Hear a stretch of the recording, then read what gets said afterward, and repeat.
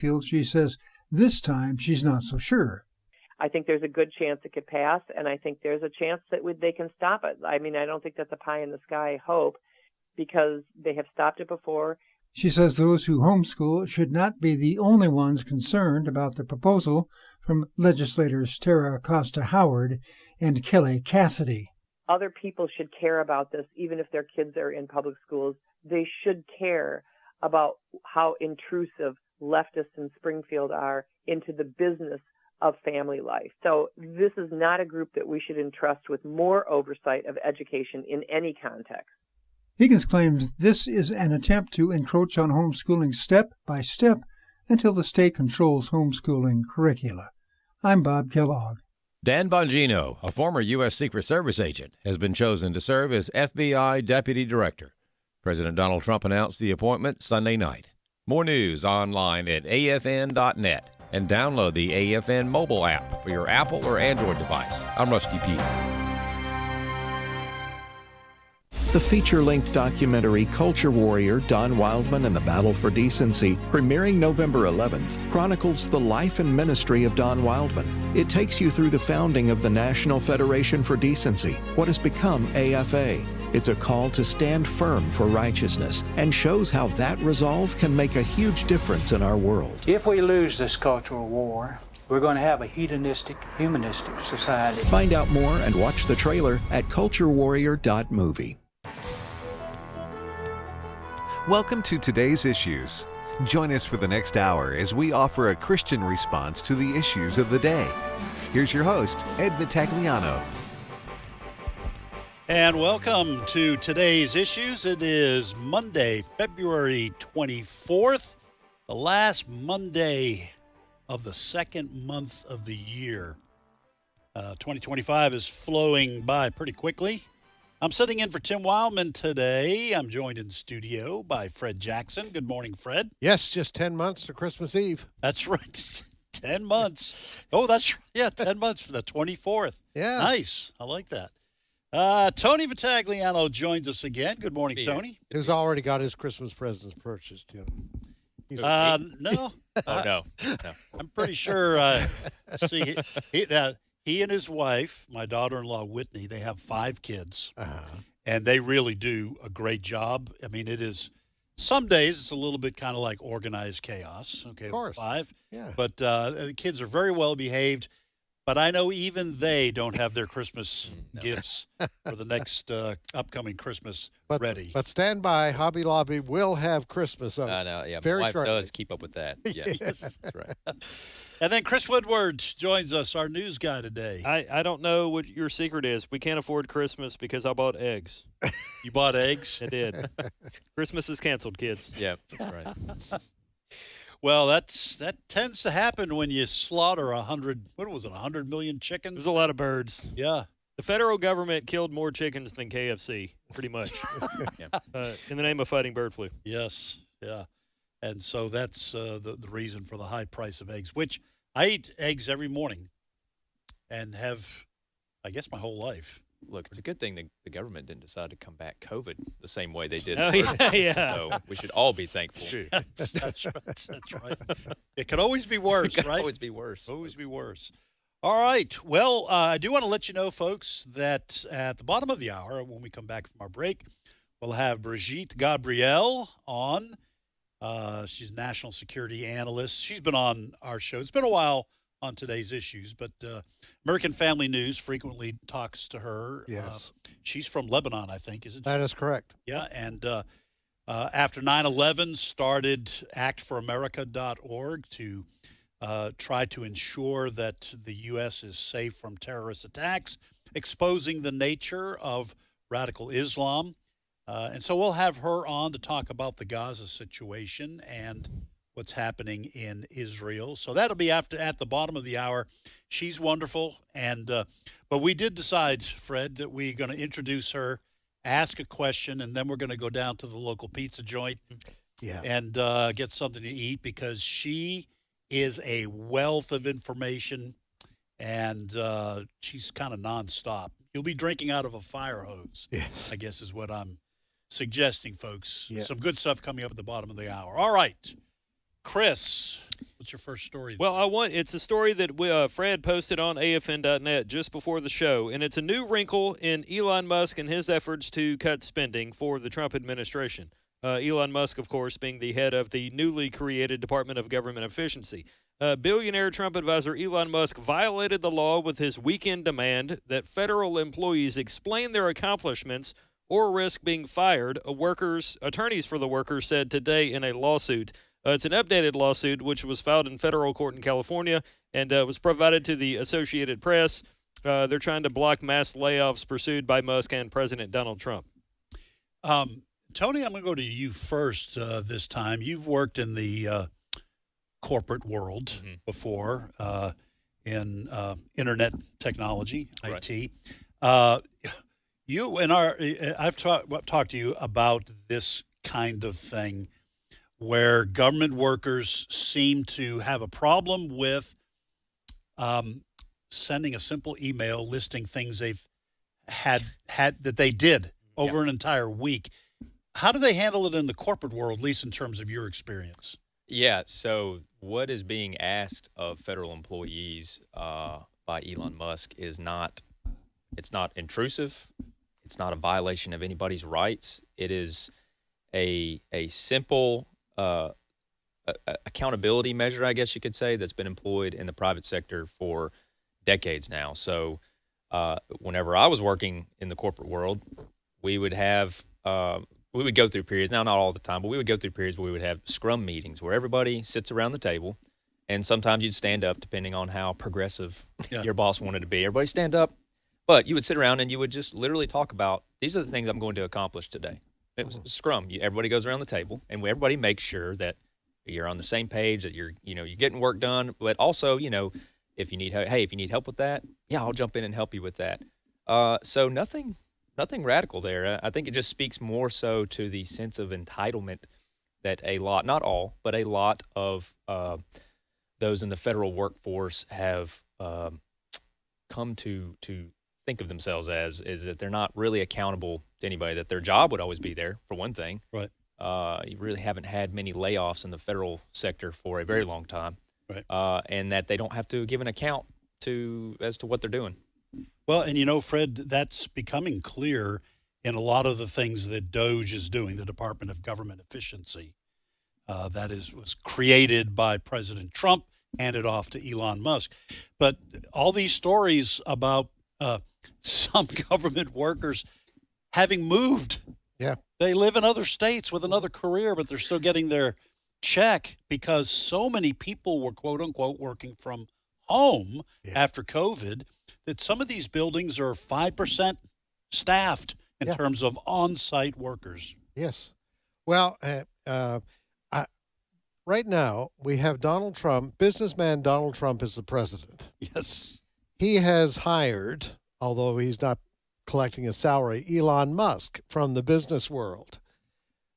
Basically, what they're trying to do is, and it's a big task, as we're finding out, they're trying to apply business sense to the federal government. That's right. And they run into some resistance to that for a lot of different reasons. As Tony was saying, basically what happened on the weekend, the Office of Personnel Management, one of those government agencies, on behalf of Elon Musk, sends out an email that by midnight tonight, we would like kind of just 5 points as to what you do every day. Yeah. Justify your salary. Job description. Just send us that. We had to do that here at AFA before. Well, what do you do every day? You're hired for a specific reason. Right. We just want to make sure that you're doing the job that you were hired to do. That's so simple for most of us. Yeah. But the resistance that we're seeing, and here's the shocker, folks, and I'm not sure all the background. This went out to all federal employees, including federal employees at the Pentagon. Mm-hmm. Now, we're hearing that Pete Hegseth, Trump's pick to be defense secretary, has told workers there, no, you don't really have to do this.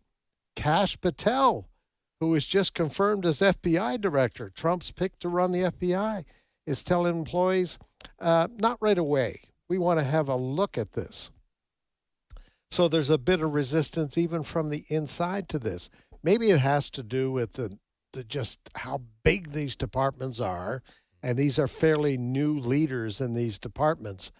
But, Elon Musk purchased Twitter, started looking. I want to know what everybody's doing. Yeah. And he let go a bunch of people there. And so he's looking at this. There was this scene from CPAC on Friday where I think it was the new Argentine leader was on hand and presented him with this huge chainsaw. Oh, yes, I saw that. That's the picture of our story that we're talking about. It was like a silver chainsaw. Oh, yeah. So, I mean, this is what they're attempting to do. But as expected, they're going to be hit with lawsuits on every, there's going to be. And today also is supposedly when the workers who didn't take the buyout that was being offered to them, the 8-month severance, they're supposed to be at work today. So that's going to be another story as we go through today. And then you mentioned there was one of the agencies on the weekend that I think is taking over the USAID office. They started also replacing the signs. The USAID office signs came down because those people were told after a judge's decision, I think on Friday, that Trump can indeed lay all these people off. Right. So this, I tell you, what's going on right now is unheard of in the federal government. But as Trump says, we're doing this for the American people because the American people voted for us on this promise. We're just keeping a promise up. Yeah, Tony, one of the things now in terms of Kash Patel and Pete Hegseth, it may be to Fred's point that they want to be able to get a grip on who does what before people start getting let go. So I guess we'll have to wait and see how that all plays out. And I will say this, there are at least some of these federal workers, I don't know if all of them, but they are unionized, and there are procedures that you're supposed to follow. It's very difficult to get rid of a unionized employee in the federal government. Mm-hmm. But I'll say this, in my life, I've never seen this kind of slashing of jobs in the federal government. And what's not unexpected, but still kind of horrifying, is the amount of hundreds of billions of dollars that are being wasted in the federal government. Some of it, we talked about last week, even to the tune of trillions. Nobody knows where the money went. Even the Department of Defense can't locate a lot of money that it was supposed to spend in terms of where it went. I mean, so who knows what we're going to find out? But this is going to be the first time someone gets a crack at it. It's a little unsettling when people in charge of defending you can't find something. Yeah, do you remember how much? I'll look it up. We were talking about. It is a large number. Yeah, I mean, it's to Fred's point that when a new CEO comes in to a company that's been struggling, nobody expects that CEO to come in and say, we're going to continue to do things the way we have been because our balance sheet shows we've been in the red for the last 3 years. We've got these markets that just aren't working. We've got a bloated workforce, bloated departments. We're going to keep on going, guys. Just keep doing things the way we have been. Nobody expects that. And what it is to the chagrin of federal employees and to those in the media is that Elon Musk, like you said, has been, I guess, hired, not paid by Donald Trump to go in and basically treat this like a corporation. Where's the waste? Who is not profitable to this company, so to speak? So, yeah, he's treating it like he would a corporation. Well, like Fred said, this is what he did at Twitter. Right. Twitter. Remember the picture of him with the kitchen sink? Throwing everything out but the kitchen sink. Kind of. I guess that was the point of. And who wouldn't want to get on board with that? I mean, if you're a citizen, it's the most acceptable thing across party lines is to complain about how many taxes you pay. Yes. I mean, so why would anybody be opposed to cutting down on waste? I mean, most people pay taxes. A lot of people have money tied up in 401ks. Companies are doing woke things, causing them to lose money, and then the federal government is causing you to pay more and more money to cover all their bad decisions. Yeah. So this does benefit everybody, even if it hurts. Yeah. All right, next story. In other positive news, Yes. there's an interesting battle that's developing between Democrats at the state and local level and the Trump administration. Democrats, they tend to like states' rights when a Republican is in the White House. Otherwise, it's a bad thing for states' rights. And I say that because there was an interesting exchange in late last week between Democrat Governor Janet Mills of Maine and President Donald Trump. Trump was giving a speech in front of governors and other officials about things like his executive order barring males from female sports, and there's only two genders, male and female. Governor Janet Mills didn't like that and let it be known in front of the president and others in the room that she did not like it. Here is the exchange, clip one. I'm complying with state and federal laws. We are the federal law. See you in court. Every state, good, I'll see you in court. I look forward to that. That should be a real easy one. And enjoy your life after governor, because I don't think you'll be in elected politics. He was, when I saw the video of this, Fred, he looked kind of surprised that she would be so defiant in that forum, because the room was filled with these governors. Right. He was speaking to them, and as Chris said, he laid it out, his policy to, there's male and female, that's it. And they're going to defend that. When it comes to women's sports, again, another campaign promise. But she gets up and says, I don't care. I'm just going to do whatever, in Maine, we're going to do whatever we're going to do. So I noticed this morning, the story is that the Civil Rights Division of the Justice Department has already launched an investigation because it is now the official policy of the Trump administration, the federal government, that when it comes to Title IX, it's male and female. Yes. And they're going to protect female sports. The incident, I think, that started this was the case of a man who competed in gymnastics, I think it was, as a woman, and won the competition. That male, when he was competing with men, was at the very best mediocre. Yeah. All right, so this is another case. This morning, I know when Fox was covering this, they referenced a poll. It's like 94% of Republicans support what Trump is doing when it comes to protecting female sports. Right. I think it was 63 or 64% of Democrats, about the same for independents.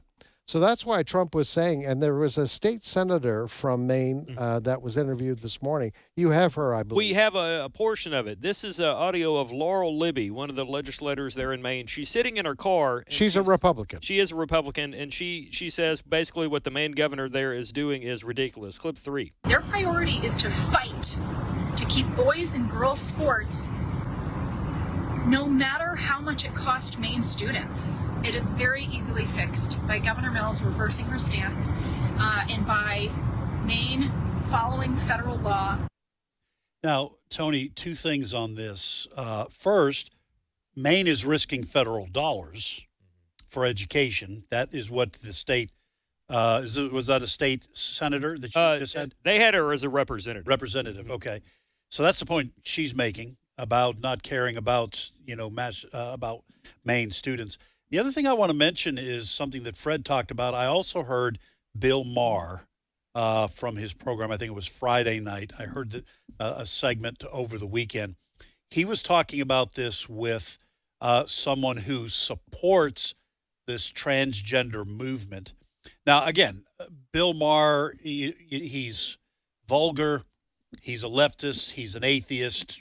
He's not my kind of person. Right. But he has awakened, to use the word that way, to the political damage this is doing to the Democratic Party. So in this exchange he had with this individual, he said, who was doubling down, Bill Maher said, fine, you'll just keep losing elections. Democrats will keep losing elections. That seems to be the insistence on the part of, I don't know what percentage of the Democratic Party leadership this represents, but it doesn't represent the majority even of Democrats.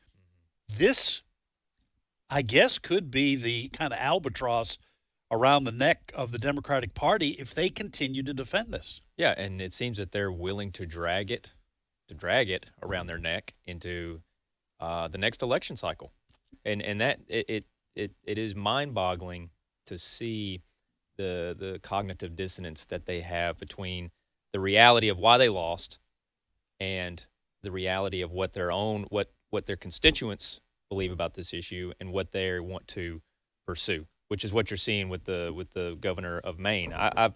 Maine is kind of a unique beast. Well, a lot like other purple to blue states. Around the cities are going to be more liberal, and then in your rural areas, you're going to be more conservative. But I mean, this is just an issue. I don't understand the need to die on this hill because this governor, and Trump is absolutely right. This is going to be the hill she, politically speaking, will die on.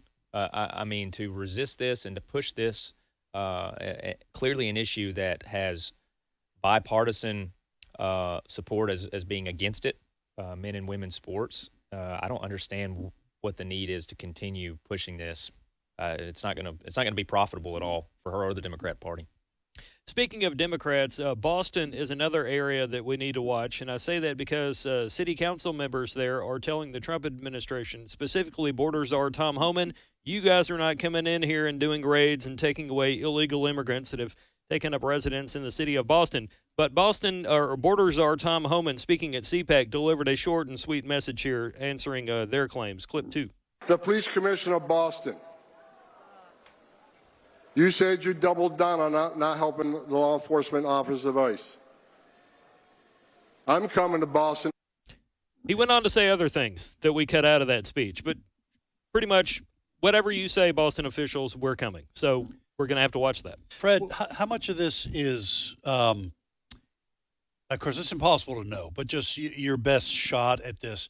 How much of this Democratic insistence on transgendered movement in Maine, protecting illegal immigrants who are soaking up dollars, state and federal dollars in Boston, how much of this is that they're true believers, and how much is it because of the fact that it's Trump telling them?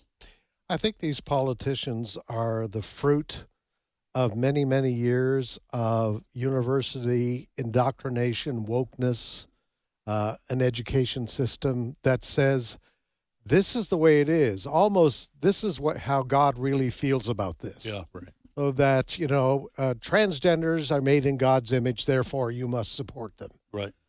People who cross the border illegally, they're made in God's image, you must support them. I heard a sermon from AOC. I was something on YouTube on the weekend. And she was using biblical passages to justify her frame of mind. On immigration or on transgender? On immigration, on everything. Okay. All right? That those who are opposed to illegal immigration, those who are opposed to men participating in women's sports, somehow you're against Scripture. And basically Jesus would never do this.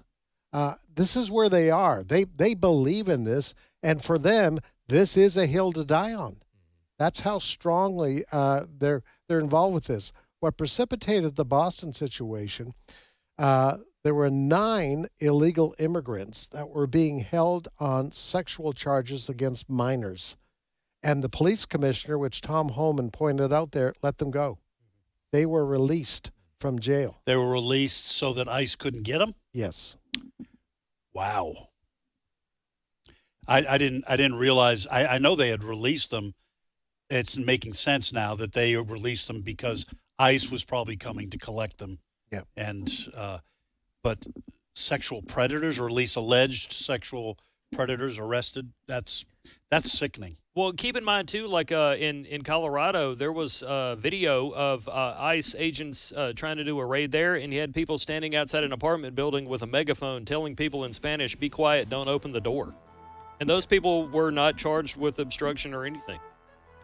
Well, part of the issue is there is separation of powers. So you do have local police, local law enforcement, state law enforcement that cannot be forced by the federal government to do the federal government's job. So ICE can't force the police to work for ICE. Traditionally, they have cooperated with the federal government because we're all on the same page about what's a crime and what isn't, but immigration has kind of broken that model. So I don't think anything can come out of it, but denying funds to some of these states and cities, sanctuary cities, might help. All right, we'll be right back after a short break.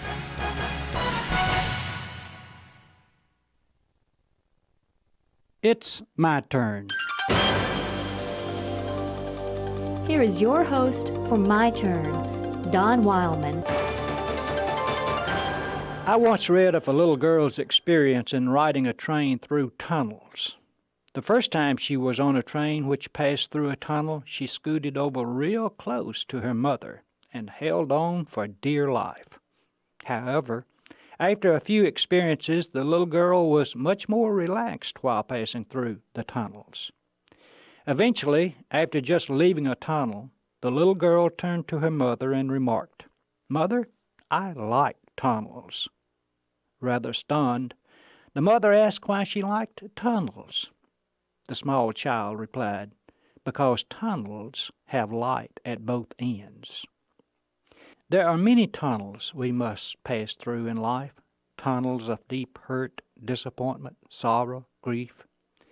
In the midst of life's tunnels, when it is the darkest, there are some things about God we need to remember. One thing we need to remember is that God is with us, working for us, even when we aren't aware of His presence. God doesn't hang out a sign which says, "The Almighty is at work here."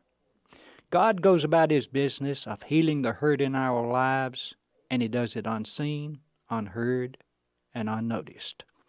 God is much like a majority of the people responsible for the production of a movie. They work behind the scenes, putting the pieces together so that the movie will have meaning to it. Often the presence of God is more of a conviction than it is a feeling. His presence, you see, isn't dependent upon our feelings. Sometimes the hurt is so great in the darkness of the tunnel, we're not aware of God's presence. But tunnels have light at both ends. Keep traveling. Don't stop. Another thing about God we need to remember when in a tunnel is this. Even when we fail to ask for His help, God continues to help. Sometimes the hurt in life is so deep that we cannot utter well-worded prayers as we normally would. Perhaps we even fail to think of God. Does a parent always wait to be asked by his child before he begins to help?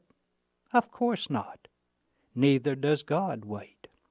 If we have given our life to God and have tried our best to be true and faithful to Him, it isn't His nature to run out on us simply because we temporarily forget to ask for His help. God knows us as a parent knows his child, each by name, each as an individual person. He helps us even when we fail to ask for help. It's a dark tunnel when life deals a hard blow, but God continues to help even if we fail to ask for it. There is light at both ends, so keep moving. One other thought about God helping us in life's dark tunnels. Even when we doubt if God can help us, He's still steadily working to help us. God's ability to help heal our hurt isn't totally dependent upon our mental capacity to believe that He can. God is not limited by our finite minds, nor even by our doubtful hearts. All too often, God is helping us even when we say He can't help us. Author John Gossip was a well-known Scottish preacher from Aberdeen, Scotland. After his wife's unfortunate death, he preached a sermon entitled, "But When Life Tumbles In, What Then?" In it, he said, and I quote him, "I cannot comprehend how people in trouble and loss and bereavement can fling away peevishly from the Christian faith. In God's name, fling to what? Have we not lost enough without losing that too? You people in the sunshine may believe the faith, but we in the shadow must believe it." So when passing through a tunnel, remember that there is light at both ends. This has been My Turn with Don Wildman, a production of the American Family Association. The Lord looks down from heaven on all mankind to see if there are any who understand, any who seek God. Psalm 14:2. American Family Radio. This is today's issues. Email your comments to comments@afr.net. Past broadcasts of today's issues are available for listening and viewing in the archive at afr.net. Now, back to more of today's issues. And welcome back to today's issues. Ed Vitagliano sitting in for Tim Wildman today. I am joined in studio by Fred Jackson, Tony Vitagliano, and Chris Woodward. Now, it's my great pleasure to reintroduce to some of our Today's Issues audience, Brigitte Gabriel, who is national security analyst, New York Times bestselling author, and chairman of actforamerica.org. Her latest bestseller is Rise. Brigitte, welcome back to Today's Issues. I think it's been a while since we've had you on, but welcome back. Thank you, Ed. I'm delighted to be back with you. And hello to Tony, Fred, and Chris. Yes. Hello. Hey, listen, I want to get to the subject that we're going to have you on to discuss, and that's Gaza. But give a little plug for your book, Rise. What is that about? Well, I wrote Rise in defense of Judeo-Christian values and freedom because our values are under attack. I mean, thank God we have President Trump elected. But up until a month ago, our very foundation was under assault from every direction, from within the United States, from outside of the United States. And I wrote the book not only to educate people about the problems, but what makes my book unique is at the end of every chapter, no matter what I'm talking about, whether I'm talking about education, whether I'm talking about the leftist Islamist coalition, whether I'm talking about how the media has betrayed America or the treason within our government or how we are losing the patriotism in our country. At the end of every chapter, I have a section titled Rise Up and Act, where I give people 3 things they can do under 10 minutes that will make a difference for the country. Because I think on the right, Ed, what we are lacking is not education. We listen to talk radio. We listen to Fox News and all the conservative media. We follow conservative personalities. We are educated out of our ears. But what we are lacking, what people lack, is what to do. How can I make a difference? What do I do with this education? Because you can educate people to the point where they get frustrated, but without education is important, but education by itself is not sufficient. Absolutely. Education must be coupled with action. And that's why I wrote my book, and that's why in my book I send everybody to be engaged and go to our website, actforamerica.org, actforamerica.org, where they can learn how they make a difference for the country and how together we can save America. Amen. I like it. That's good preaching. Hey, listen. Thank you. Yeah, I saw you, and I don't know if it was last week. I saw this segment on Piers Morgan, and you were on there. I saw it last week. I'm not sure when you were on. You were talking about the situation in Gaza, and, you know, a lot of us forget that, and this is something you mentioned, and I wanted you to address this for our listeners, that when the Palestinian Liberation Organization was founded in the 60s, you'll give us the exact time, I'm sure, but Israel was not, quote unquote, occupying the West Bank or Gaza. That was all controlled by the Arabs. So how did Israel wind up with those territories? Because people act as if Israel just went and took it and have been illegally, unethically, immorally occupying. Would you please share a little bit of the history of that situation?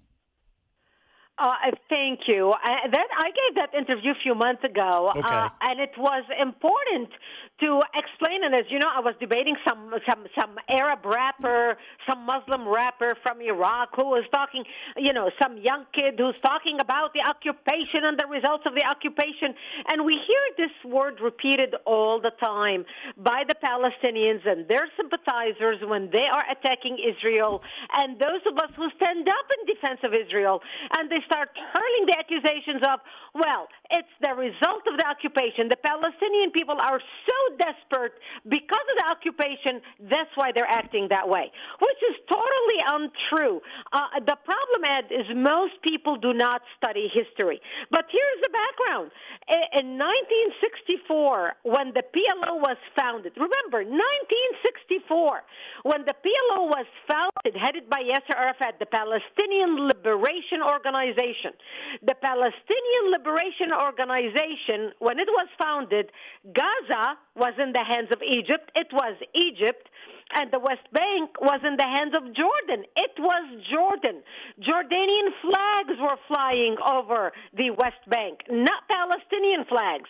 And so when the Palestinian Liberation Organization was founded, it was founded not to take back Gaza or the West Bank, because obviously they were Egypt and Jordan. They were founded to eradicate the state of Israel. Whatever that little piece of land that the United Nations and when Israel got its independence from the Middle East was divided, this is the land they gave to Israel. A little itty-bitty sliver of land on the ocean. The Arabs thought, let's give those Jews, the sand dunes. They're not going to be able to grow anything on them. They're going to die in no time. So, and the Israelis said, sure, we'll take it. We're just happy. We just want a homeland. So in 1964, that's when the PLO was founded. Later in 1967, when all the Arab countries declared war on Israel and Israel had to defend itself, that's when Israel captured the West Bank and Gaza, and not actually to keep them. Israel captured the West Bank from Jordan and the Gaza from Egypt, hoping to be able to trade the land back in order and negotiating for peace to hopefully sign a peace treaty with the Arabs. The Arabs did not want to sign a peace treaty with Israel, and they refused to take the land back. That's how Israel ended up with Gaza and the West Bank. And so today, when you hear about, we want Gaza and the West Bank, it's, because of the occupation, total baloney. And when you look at Gaza, for example, in 2005, you hear a lot of Palestinians now talking about, we want the Palestinian state. We want the two-state solution. Well, in 2005, the Israelis said, okay, we're tired of fighting with Gaza. We're going to give Gaza back to these Palestinians. We're going to take all the settlers out. We're going to take all the Jews out, and we're going to withdraw. And actually, the Israeli army fought its own citizens, dragged its own citizens, kicking and screaming out of Gaza. And they dug the bodies, the bones of dead Israeli Jews, and took them out of Gaza and took them back to Jerusalem because they knew what the Palestinians are going to do. Within 1 year, the Palestinians had their own election. They had their own government. They elected Hamas. And here we are. So practically they had their own state. And with the billions of dollars pouring from all over the world into Gaza, the only thing that they did is build tunnels using millions of dollars to fight and kill the Jews. And that's the situation in Gaza and the West Bank. Bridget, Fred here. All right. We know what's going on in Gaza. We've had this now since October 7th of 2023. The desire of Netanyahu, the desire of President Donald Trump is that Hamas never control that area again. Is that possible? They're trying. Hamas is not some just little group, isolated group. When we saw the images last week of the Palestinians representing 9 different organizations celebrating the deaths and standing, singing, and dancing as the coffins of the 4 Israelis who were murdered, the hostages, including 2 young children, Kfir and Ariel Bibas, and their mother. when you see the Palestinians celebrating with such jubilation the death of Israeli Jewish children, it goes to show you how deep Hamas is. Hamas is the Palestinian people. The Palestinian people are Hamas. This is not some isolated little group, little terrorist group that does not have the support and sympathy of the majority of the Palestinian people. As a matter of fact, even in Saudi Arabia, the majority of the Saudis support Hamas and what Hamas is doing. The only reason they do not agree or want the Palestinians in Saudi Arabia or any of these Arabic countries is because Hamas is a member of the Muslim Brotherhood, and the Muslim Brotherhood wants to overthrow regimes in the Middle East like they did in Egypt back in the Arab Spring before the army did a coup and took Egypt back. And so President Trump is trying to take Gaza, make it the Riviera of the Middle East. I hope he can do that, but in order for him to do that, you will have to obliterate every last Palestinian in order to do that, and I do not think that is possible. Our guest has been Brigitte Gabriel, who's national security analyst, New York Times best-selling author, and chairman of actforamerica.org. Her latest bestseller is Rise. You want to make sure to pick up a copy of that. Brigitte, thank you not only for being on with us today, but for everything you do in shining a light of clarity on history and the events that are going on in the Middle East. I know you've been doing it for a long time, and we appreciate it's almost like an intelligence briefing when we have you on. So thank you so much for being our guest once again. Thank you so much. Glad to be with you. And people who want more information, they can go to actforamerica.org and get involved. And if I may add one thing, we are called to serve. We are called as Christians to be activists. God does not change the world through lightning in the sky. God uses his people as his agents of change. And I named the organization Act for America. Not think about America, wish for America, pray for America, or hope for America, but act for America. You should pray. You should think about your country. You should hope for your country. You should push for your country. But without taking action and being engaged, nothing happens. Jesus set the standard of activism. When he saw what was being done wrong in the temple, he walked into that temple. He overthrew the tables. He set the standard of how a Christian should be and should act when we see evil done in front of our eyes, when we see wrong done in our eyes. So I'm calling every single Christian listening to me right now. God is calling you to be engaged, not just as a bystander sitting and listening to radio and being entertained, but be actively engaged, even as a keyboard activist, to make a difference for the country. Because America is a Christian nation founded on Christian principles, on Judeo-Christian values, and we must do everything we can to preserve those values so when we meet our Creator, we can say, Lord, I served you as a servant, I followed your direction, and I hope I honored you with my life and with my action. Thank you so much for having me with you today. I appreciate it. Go to actforamerica.org and sign up to become a member and get involved today. Thank you, Brigitte. Appreciate it. Thank you so much. Bye-bye. Bye. Well, Tony, Brigitte's exactly right. I mean, AFA was founded, that's part of our mission statement, that AFA educates, it equips and informs, educates, but activates. Right. That was the founding vision of Brother Don, was get Christians busy doing something. There's an old saying, I probably should, I quote it, I should remember who said it, but don't just curse the darkness, light a candle. Right. That's kind of the idea of doing something rather than just complaining about it. Yeah, absolutely.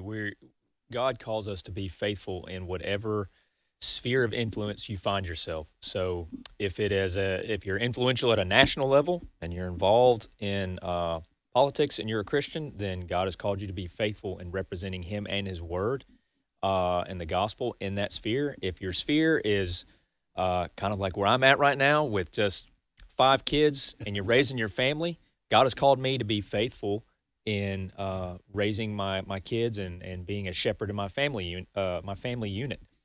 So our spheres are all different, but the thing about it is that God calls us to be faithful. And Brigitte was actually absolutely right. We have to. That requires acting, right? If you want to make change in D.C. as a Christian, you have to act, right? You have to go out and let people know your views. You have to vote on issues that follow what you know to be God's biblical view on them. For me, I have to act. I have to be active in raising my children and teaching them about the Lord and teaching them to live in fear and reverence of the Lord. So it requires action.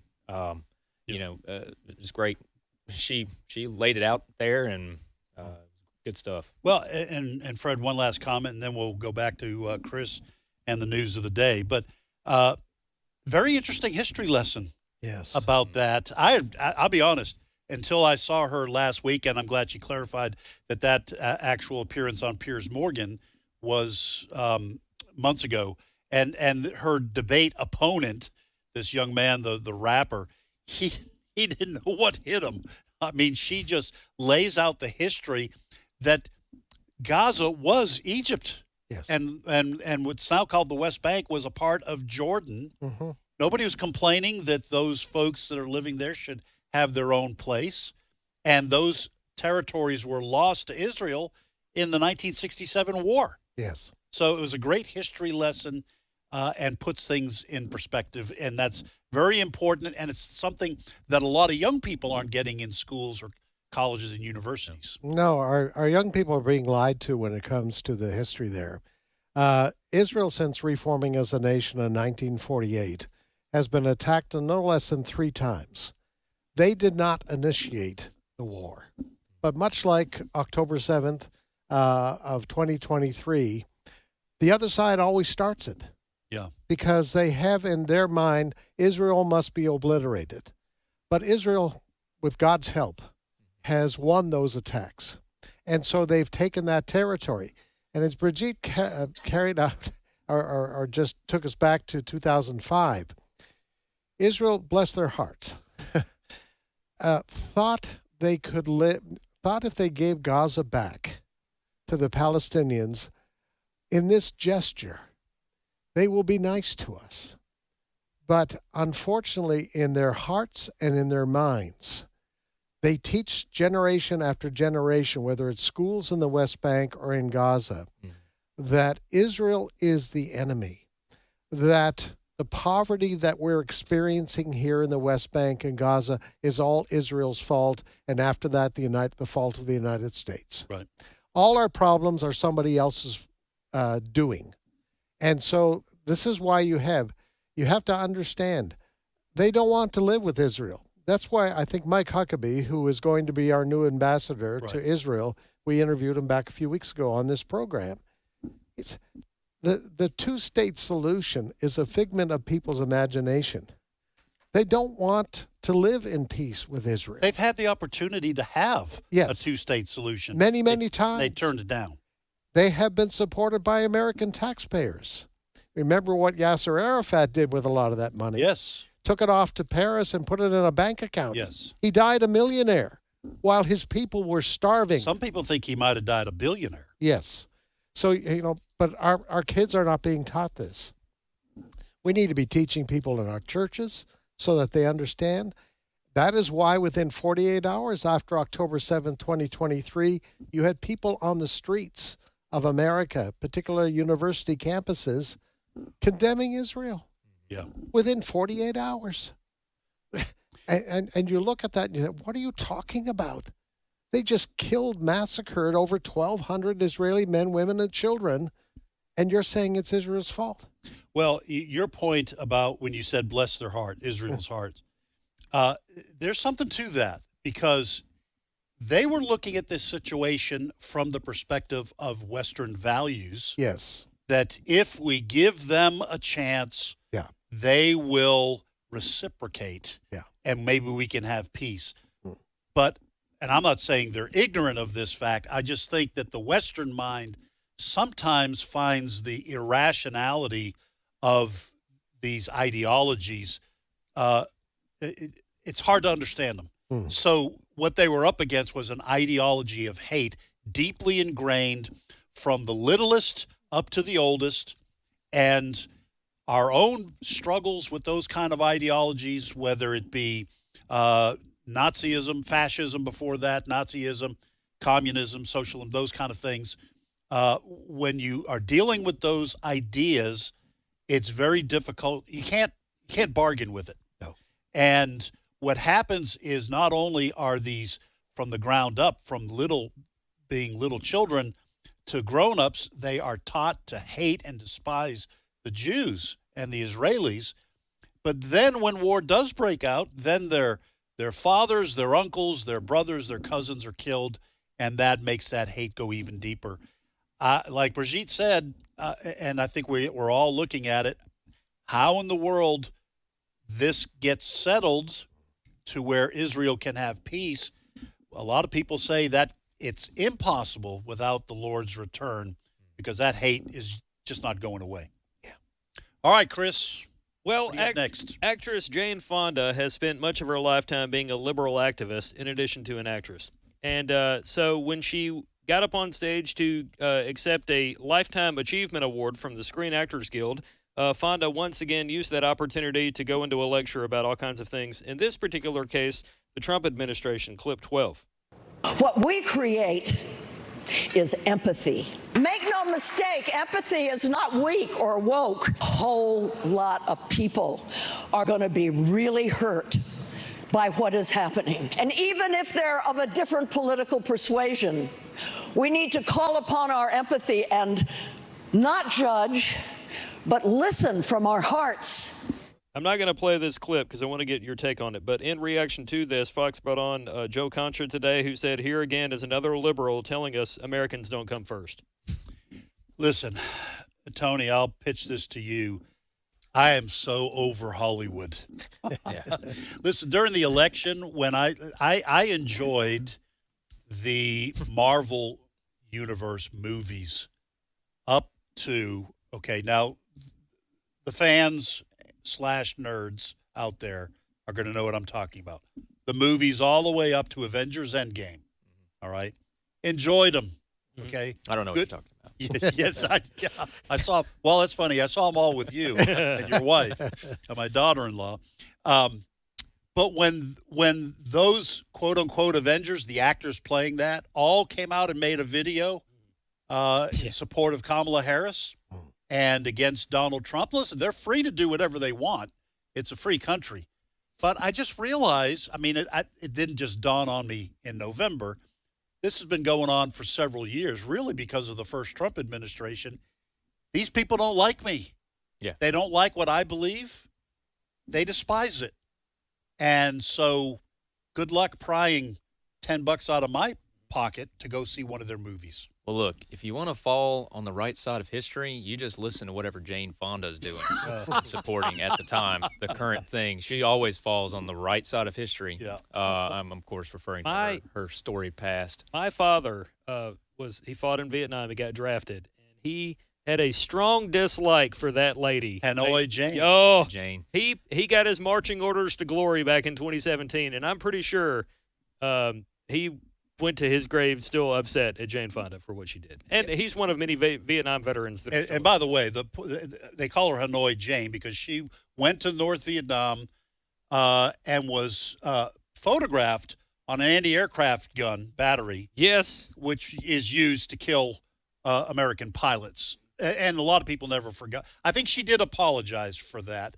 But a lot of people didn't buy it. Look, she wants to talk about empathy, and a lot of the Hollywood stars take this approach of being empathetic and understanding people who are victims.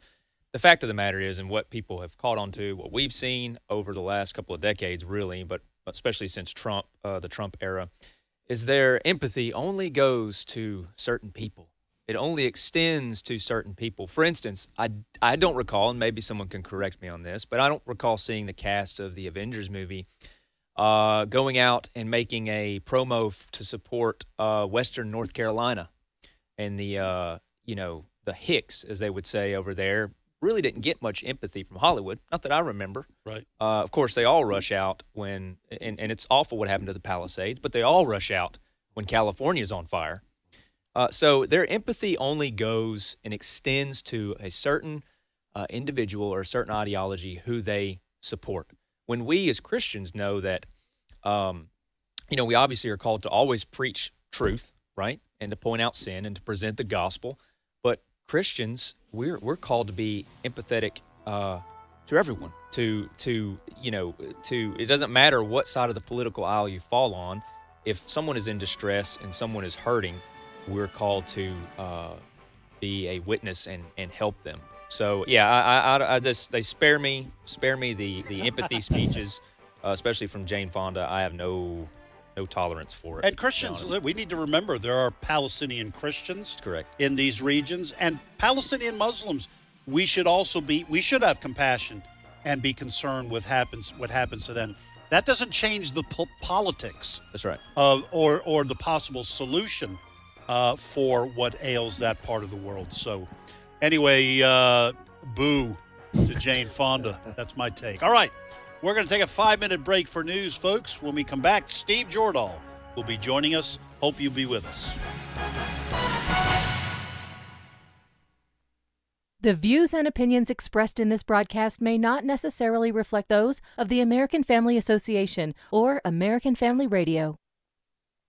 Faith, family, freedom. American Family Radio. Abraham Hamilton III. If you really want to see the tides turning in our country, can I challenge you and encourage you? If the Lord could grab a hold of us in our family, you would see the tide in our politics turn. The Hamilton Quarter, weekday afternoons at 5 Central on American Family Radio. This is American Family Radio, a listener-supported ministry of the American Family Association.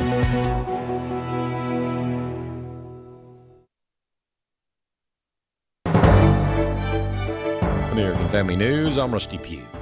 Another activist judge has stepped in to try and block President Trump from carrying out what he promised the American people.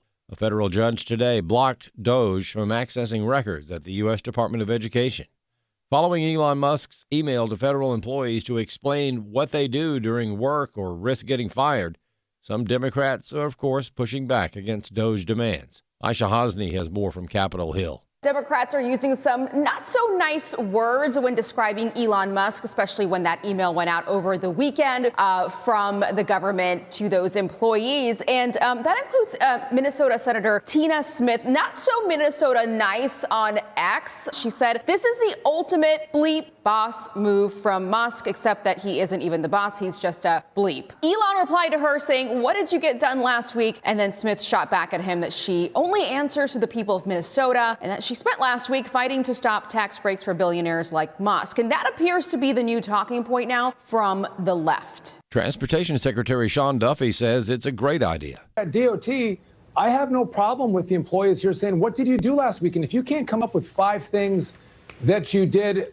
maybe you shouldn't be employed here. So again, this is an easy task. It happens in the private sector all the time. And so I wanted our employees to actually engage and talk about what they did. And I think this whole movement is potentially going to make people go, I'm going to come to work earlier. I'm going to stay later. Despite President Trump's executive order barring men from competing in women's and girls' sports, a man pretending to be a girl won a state pole vault championship in Maine. At a governor's conference, President Trump had this heated exchange with Maine Governor Janet Mills. I'm complying with state and federal laws. We are the federal law. Your population doesn't want men playing in women's sports, so you better comply, because otherwise you're not getting any federal funding. See you in court. Every state, good. I'll see you in court. I look forward to that. That should be a real easy one. And enjoy your life after governor, because I don't think you'll be in elected politics. The Justice Department may be investigating United Health Group's Medicare billing practices. News of the investigation was first reported by the Wall Street Journal, which also reported last year that Medicare paid United Health billions of dollars for questionable diagnoses. Now, United Health told AFN that there is no investigation and that the article is misinformation, but the Wall Street Journal told AFN that it stands by its reporting.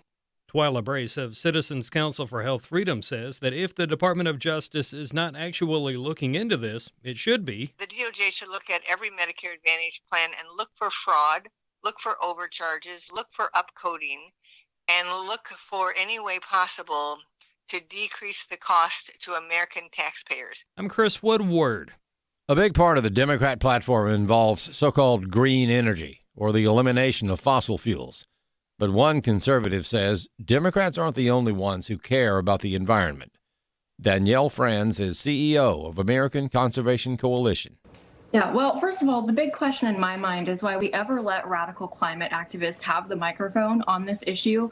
This is an issue that conservatives actually should own. The GOP has a long and proud history of environmental stewardship, going all the way back to President Grant, President Teddy Roosevelt, President Nixon, so on and so forth. And it makes sense when you think about it. If you look at an electoral map, it's the red and rural areas that have the most remote, the most beautiful natural spaces. And our party is the party of sportsmen, hunters, and fishers. Our party is the party of agriculture, farmers, and ranchers. A sheriff's deputy is shot and killed in Mississippi. An investigation continues into Sunday's shooting and killing of a Hinds County, Mississippi deputy sheriff who responded to a call for service.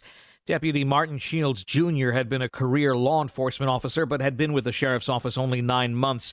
Shields had been dispatched to a home in the town of Terry, Mississippi, outside Jackson for what was described as a very serious situation. An unidentified man who deputies believe was involved in the incident was also found dead inside the residence. Eben Brown, Fox News. For American Family News, I'm Rusty Pugh.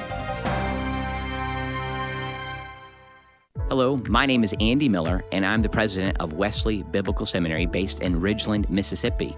We are developing trusted leaders for faithful churches, and we do that based in the authority of Scripture and in the reality that Christians can be transformed. We do that also through bachelor's, master's, and doctoral degrees. We'd love for you to learn more about Wesley Biblical Seminary at wbs.edu, where we're developing trusted leaders for faithful churches.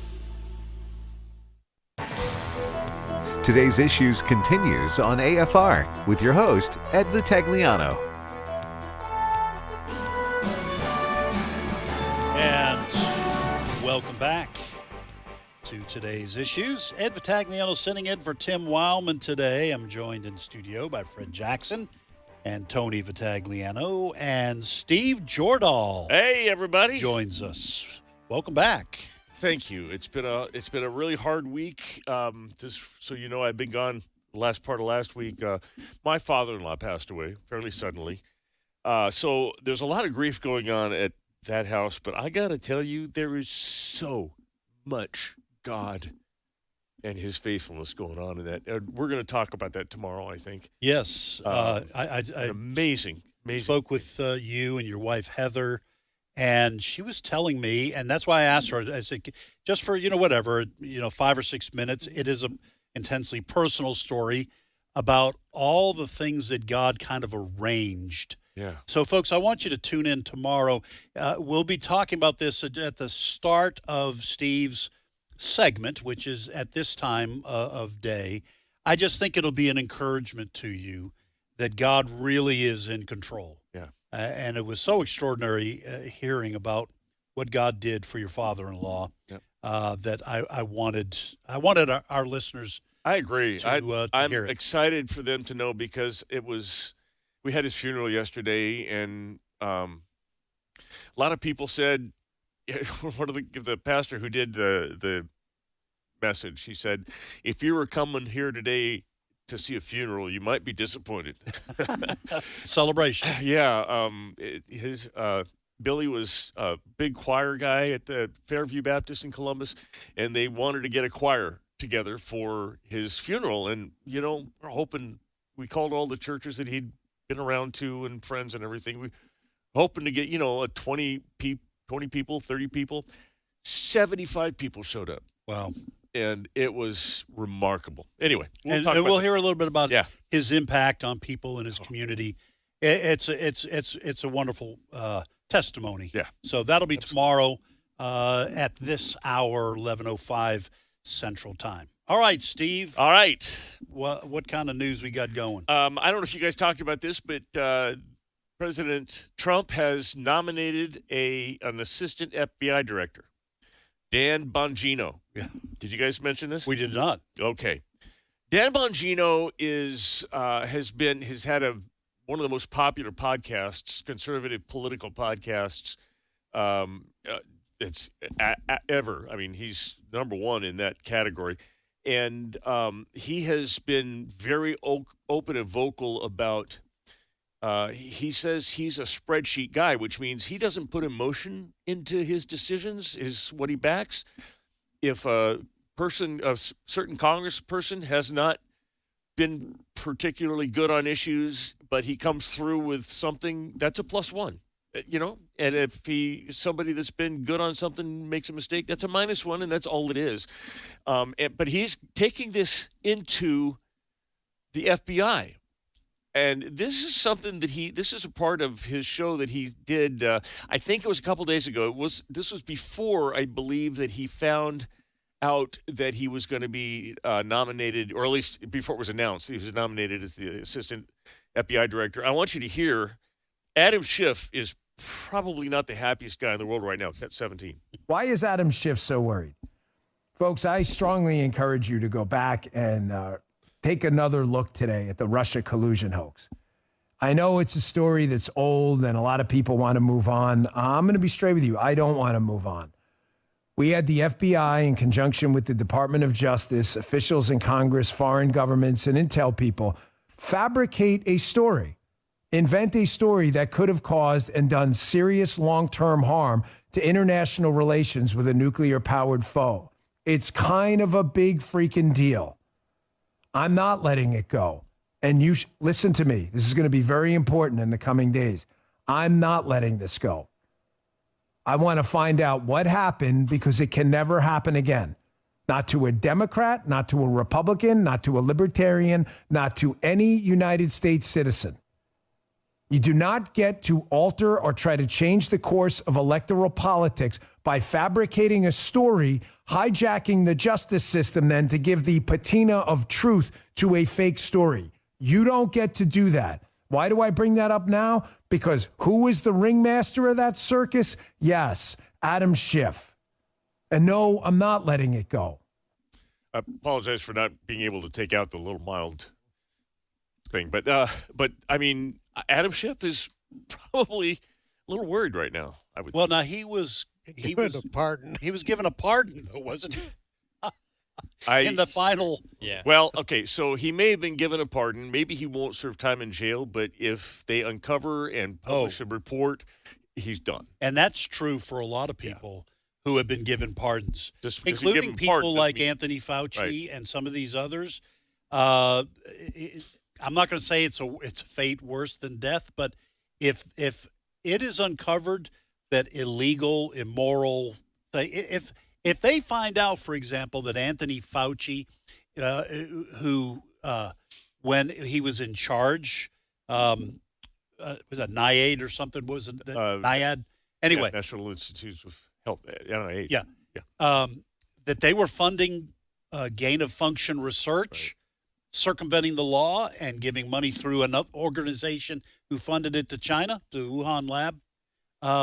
He may not go to prison for that, but he will be in the public eye held responsible. So there is still importance that can be attached to what Bongino is saying, and that's getting to the truth on a lot of these issues that the radical left just preferred to sweep under the rug if Kamala Harris had won. And I think that whole issue of preemptive pardons that he gave to Hunter and now to all these other people, that still is something that could be taken to the court. I have a feeling that the Supreme Court might have some thoughts about that, that maybe it falls outside of his authority to forgive future stuff. Yeah.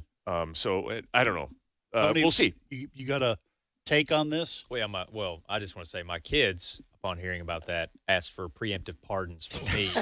And they heard it, Dad. It's a the thing. president can do it. It's a thing. It's a thing now. So I'm going to break this valuable item and I'd like your pardon A preemptive ahead of time. pardon. No, for the I mean, Rangers. this is a story, and I'm glad Dan Bongino. I hope he does pursue these threads in the FBI, because I was just pulling up. I had to remind myself how long the Mueller investigation lasted, and that was from May 17th, 2017 to March 22nd, 2019.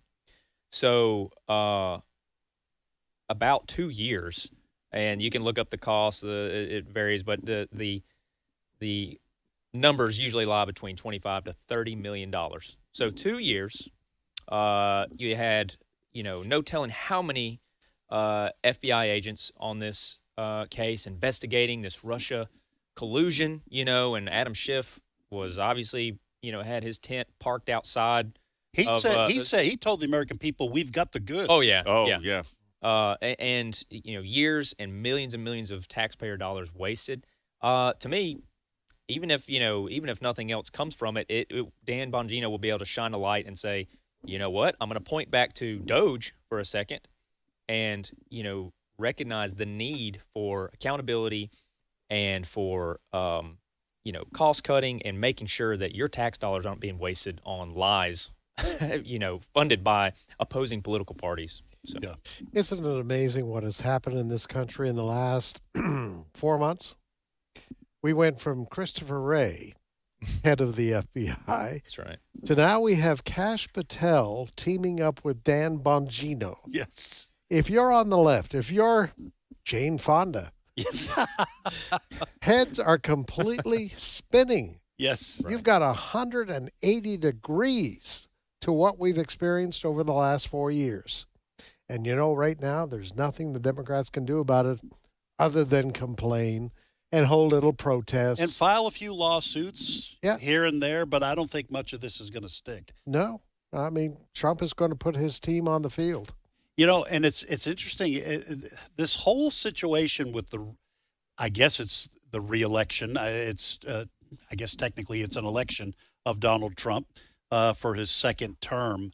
This is going to be like, I don't watch slasher movies, but my take on them is that the villain always comes back.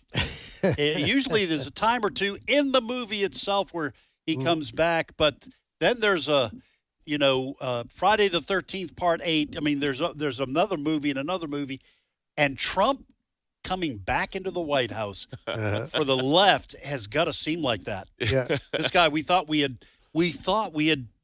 offed him. Boy, they did, and literally offed him. Yes, that's true. They came close to doing that, and two impeachments when he was the first impeachment, the November 21st, the day after his inauguration, one of the papers, maybe the Post, now the effort to impeach Donald Trump begins. The first day he's in office. Yeah, that was first time. First time, right? Yeah, first time. Yeah. All right, what else we got? All right, we talked last week a little bit about Vice President Vance and his address to the European Union about free speech and everything. He's very blunt. It went so well. It was. It was a It's a speech that'll go down in history as one of the strongest speeches, and it caused a little bit of action. But I got to tell you, Great Britain is dragging its feet a little bit, and it also highlights the difficulty if you're a social media company or a computer company, international company like Apple. How do you craft your policy if different countries want different things? Well, the UK is demanding that Apple take off its highest encryption option for its users because they want access to all of the British users' data, their texts, their social media accounts, anything that's stored on an Apple iPhone. They want to be able to get in there for any British citizen. And in fact, they were demanding that Apple do it worldwide. And Apple said, no, but we will do it. And they have done it in Great Britain. So now if you're a British citizen, you have an iPhone, nothing's private. All right. So, Tony, let me just ask you this in terms of this story. So this highest level of encryption, and I don't know that much about it. I just know that encryption prevents even governments from being able to crack the code. And so the access now that UK law enforcement will have, because they have a very stringent, quote unquote, anti-hate speech laws, that if you texted your friend, some statement about Muslims, and the government, law enforcement of the UK is checking people's personal information. This is a big deal, isn't it? It is, yeah. The technology that Apple's has now dropped from their devices in the UK is what they call end-to-end encryption. So it's a technology that ensures your privacy. Like you said, when you send a text message, if I were to send a text to Brent, there is no way with, there were ways for the government to gain access, but it would require going to Apple and getting a warrant and, Apple having to go in and, find a way to unencrypt it themselves. Even then, they had even then it wasn't easy to do. So what I sent Brent would be private. It would be between Brent and I. And Apple basically said, we're just going to drop the technology.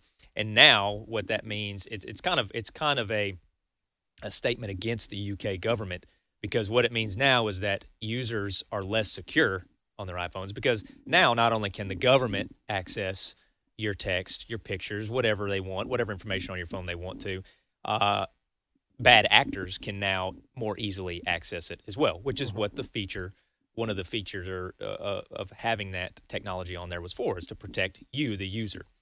So who else has this policy? I'll just lay this out there. China. It just blows for Apple. Oh yeah.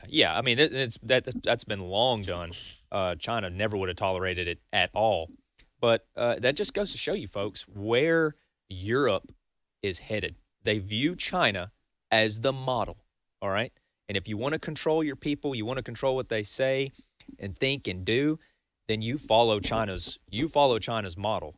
And I guarantee you, the UK government is not going to use this technology or use this now openness of the devices. I would find it very hard to believe that they're going to use this to track down Muslim terrorists, or they will. I know that sounds hyperbolic, but they're not going to go visit and knock on doors of Muhammad and his buddies texting, can you believe these UK, they should all convert or die. Yep. That what they're going to go to is they're going to knock on Brent and I's door for pointing out the fact that, oh, hey, did you see that guy who ran? Yeah, that knife attack was another Muslim. They'll go knock on Brent's door, or they'll go knock on my door, not the guy who performed the knife attack, a few days before in order to stop him. That's where their priorities are going to be. You remember the speech that J.D. Vance gave? He gave an example of Great Britain and in Scotland. The Great Britain police arrested a man for praying silently about 50 meters, a good 30 yards from an abortion clinic on the sidewalk, public sidewalk. Wasn't Fred? Wasn't the Scotland law? Was it the Scotland law where they said that if you were in this, I think this is what Steve's talking about. If you are perceived to be praying, if you're standing at your window and looking at something at your house, inside your house, if you're inside that safety zone for an abortion clinic, you can be arrested. They'll come to your door and say, "Were you praying?" That wasn't the Scotland law. That was the Scotland one in the house. There were two different cases. Yeah, the one in England is what Steve was addressing. This guy praying silently outside. He was standing behind a tree and praying, and he was asked, "What are you praying about?" Stop and think about that. Oh my goodness! I'm talking with God. Yeah. We want to know what you're talking with God about. Well, then you better get a warrant. Talk about encryption. Yeah, talk about end-to-end encryption. That's right. You're not getting that, sir. Well, this is the UK. When I said it was received well, the J.D. Vance speech, these people who are part of the globalists in Europe were mortified. They were horrified at that speech because, to Tony's point, they want more control, not less. These aren't folks who believe in a Bill of Rights. They believe in everyone playing according to the rules set for them by their masters. And what Apple just did in the UK was made it easier for them to do it. And it's easy to take Apple to task for this. We think they shouldn't do it. But there are over 2.2 billion people that use Apple devices worldwide right now. And if they were to disobey or not to do that, any Apple officer would be subject to arrest if they ever went. Britain talked about doing extradition requests to the United States to get people over there to. No, that's true. That's crazy. I don't know if that would ever happen, but this is the mindset of the people. And that's hard for it. Apple could say we're going to, like Elon, but I think it would lose 70% of its stock value. I mean, 2.2 billion people, that's worldwide, in China, in England, in Germany. But now, here, just one more thing here, and then we can move on to another story. But the flip side of this for Apple, I get your point, Steve. You don't want to lose business in the UK or in other parts of Europe. The flip side is, back to Tony's point, what if bad actors use this move on the part of Apple to drop this highest level of encryption and safety, and bad actors get a hold of information? The U.S. government, I think the Social Security Administration was hacked, and billions of people, I think some of them were multiples, but whatever. Many people had to go and freeze their credit accounts because of all this information. Bad actors will find a way, and Apple could wind up getting a class action lawsuit. That's happening with Target right now. Target, and a whole separate story, Target is being sued with a class action suit because by the Attorney General of Florida, because of their woke policies, it caused their stock value to crash because of the gay books and swimwear and all the stuff they were marketing to children. That was a year ago last summer, I think. Right. And it crashed. And some of the retirement accounts that the country invested in had Target in it, and that caused their employees' pensions to decrease. Do we have any sound for that? No, I didn't bring this. I just now made that connection. Okay, I see. But yeah. But that is a class action lawsuit that is underway, filed by the Attorney General of Florida on behalf of those in the state of Florida who lost money due to, I don't know what kind of legal success they'll have, but it is worth taking a look at. And Apple's taking a look at that too, I'm sure. Yes. All right. I've got a couple of stories of Christian persecution that I'd like to bring to your attention. But you give a parental advisory on this. All right. So they're believers in other countries, and the methods that were used to persecute and to martyr these Christians are a bit graphic. And we're not going to get graphic in it, but I'll just tell you, we're going to mention a little bit about how they were killed, and it can create some images. So if you got little kids, you might want to, tune out for 3 or 4 minutes. So anyway, send them out of the room or something. Yeah. First of all, in the Congo, they went into a church and they found 70 Christians that a group that is affiliated with ISIS beheaded. 70. 70. And then the second thing is, I found this article that had it said 22 really bizarre facts about North Korea, and it started off, and I was going to leave it to the end because they're saying things like Kim Jong-un rolled a perfect bowling game the first time he ever tried it. Right. That's what they teach their kids, but they also are persecutions of Christians. They teach their North Korean children that Christian missionaries suck the blood out of children, and then the ways that they martyred some of these people, they literally tied them up and put them in front of one of those steamrollers that level the asphalt. I'll let you guys figure out what went on from there. But what was really interesting to me is they were all asked, the 4 of them that were put under execution like that were asked, we'll let you live if you renounce Christ. Not one of them. Well, Fred, the reason I wanted us to mention this is Yes, things are not always great in this country. A lot of Christians, some Christians arrested for praying near abortion clinics. And we need to fight those things because that's wrong. And we have liberties in this country that we need to protect. If you don't protect them, if you don't protect those liberties, yes, okay, and you allow the God haters to win, you can eventually get to something like this. But listen, these Christians that stood faithful, praise God for their example. I don't want our listeners to forget the last 4 years. Right. I want our listeners to remember what they did to that pro-life demonstrator demonstrating peacefully outside a Philadelphia abortion clinic when a dozen FBI agents, heavily armed, arrived at his house. 7 a.m.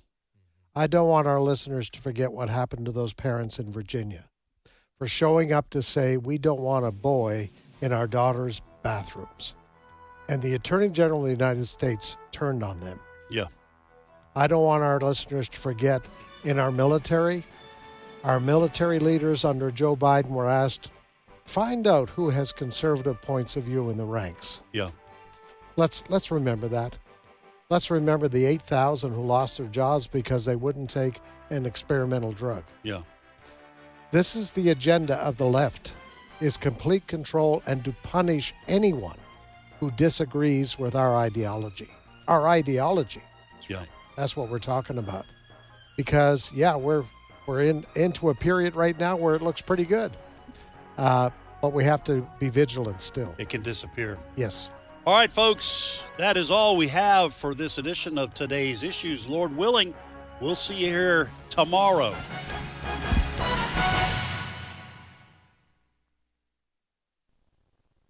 Have you heard of the Freedom Trail in Boston?